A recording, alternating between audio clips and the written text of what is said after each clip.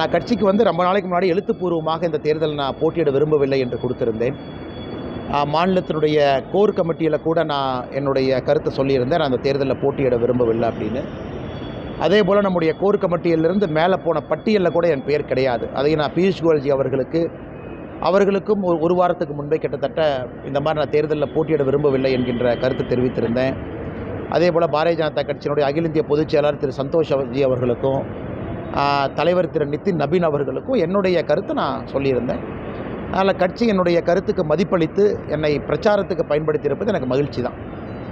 காரணம், இந்த தேர்தலை பொறுத்தவரை எல்லோருக்கும் பணி செய்கின்றேன். தமிழ்நாடு முழுவதுமே பாரதிய ஜனதா கட்சியினுடைய வேட்பாளர்கள் 27 பேர் இருக்காங்க.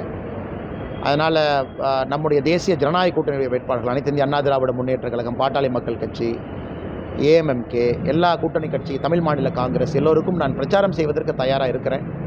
ஏன்னா நேற்று கண்ணூர் கேரளாவில் இருந்தங்கன்னா இன்றைக்கி சென்னையில் இருக்கேன், சாயந்தரம் புதுச்சேரி பிரச்சாரத்தில் இருக்கேன், நாளைக்கு கேரளா மூணாறில் இருக்கேன், நாளான்னைக்கு திரும்ப இங்கே இருக்கேன். ஸோ எனக்கும் 21ஆம் தேதி முடியும் வரை ஒரு ஊர் நானும் சென்று கொண்டிருக்கின்றேன். கட்சியினுடைய வேட்பாளர்களை வெற்றி பெற செய்வது என்னுடைய கடமையாக நான் பார்க்குறேன்.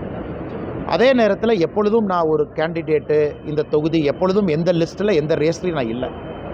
ஏன்னா பேப்பரில் நீங்கள் நிறைய எழுதுறதுனால நான் கிளாரிஃபை பண்ணுறேன். எந்த தொகுதியும் நான் கேட்கல, எந்த தொகுதிக்கும் போட்டி போடல. அப்படி அண்ணாமலை இந்த எலெக்ஷனில் நிற்கணும் அப்படின்னா எந்த தொகுதியில் வேணாலும் நிற்கலாங்கண்ணா. நம்ம வந்து ஒரு தொகுதியில் போய் நீ சுருக்குக்கு நான் பார்க்கல. எல்லா தொகுதிக்குமே வேட்பாளர் இருக்கிறாங்க. உதாரணத்துக்கு கோயம்புத்தூரை பொறுத்தவரை ஒரு சிட்டிங் எம்எல்ஏ எங்கள் வேட்பாளராக இருக்கிறாங்க, அவங்க போட்டியிடுவது தான் முறை. அதே போல் மொடக்குறிச்சி போன்ற இடத்துல நிறைய பேர் வேலை பார்த்துருக்குறாங்க. அதே போல் சவுத் எடுத்துக்கிட்டிங்கன்னா கூட நாகர்கோவிலில் எம்ஆர் காந்தியை திரும்ப போட்டியிடுறாங்க. எல்லா இடத்துலும் கூட கட்சிக்கு பணி செய்வதற்கு ஒரு வாய்ப்பு. அதனால் நான் எனி டே, இந்த கடந்த ஒரு மாதம் 45 நாள் எந்த ரேஸில் எந்த தொகுதியில் எதையும் நான் யார்கிட்டையும் கேட்கல, அது கேட்கவும் மாட்டேன். அது என்னுடைய பழக்கமும் கிடையாது. என்னுடைய வேலை ஏப்ரல் 21ஆம் தேதி சாயந்தரம் அந்த பிரச்சார டேட்டு முடியும் வரை பிரச்சாரம் செய்வது என்னுடைய வேலை.